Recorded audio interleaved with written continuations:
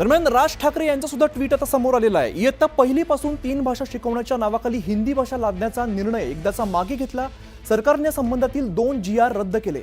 याला उशिरा आलेलं शहाणपण म्हणता येणार नाही, कारण ही सक्ती फक्त आणि फक्त मराठी जनतेच्या रेट्यामुळे मागे गेली। हिंदी भाषेसाठी सरकार इतका अट्टास का करत होतं आणि यासाठी सरकारवर नक्की कुठून दबाव होता हे मात्र अजून गूढच आहे। अशा पद्धतीचं ट्विट राज ठाकरे यांचं समोर आलेलं आहे। आपण बघतोय एकीकडे संजय राऊत यांचं ट्विट आलंय, मोर्चा रद्द झाल्याची माहिती त्यांनी दिली। दरम्यान राज ठाकरेंचा सुद्धा ट्विट आहे, यामध्ये त्यांनी पुढचा सुद्धा उल्लेख केलेला आहे। पण महाराष्ट्रामध्ये विद्यार्थ्यांनी हिंदी शिकावीच म्हणून 3 भाषा लादण्याचा जो प्रयत्न होता तो एकदाचा हाणून पाडला गेला आणि यासाठी महाराष्ट्रातील तमाम जनतेचं अभिनंदन, अशा पद्धतीचा उल्लेख केलाय। दरम्यान महाराष्ट्र नवनिर्माण सेनेने एप्रिल 2025 पासून या विषयावरती आवाज उठवलेला होता आणि तेव्हापासून हा मुद्दा तापायला लागला। आपण बघतो राज ठाकरे यांनी प्रतिक्रिया दिलेली आहे। राज ठाकरे यांचं ट्विट समोर आलेलं आहे।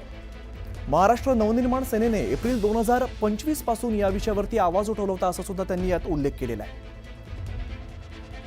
आपण बघतोय 2 ट्विट खरं तर आता या क्षणाला महत्त्वाचे समोर आलेत। एकीकडे संजय राऊतांचं ट्विट, ज्या ठिकाणी ठाकरे एकत्र येणार याचा धसका घेतल्याचं त्यांनी उल्लेख केला आहे। दरम्यान राज ठाकरे यांचं सुद्धा ट्विट समोर आलंय। यातली सगळ्यात महत्त्वाची गोष्ट म्हणजे जो 5 तारखेचा जो मोर्चा होता तो मात्र आता रद्द झालेला आहे। या क्षणाची सगळ्यात मोठी बातमी समोर येते।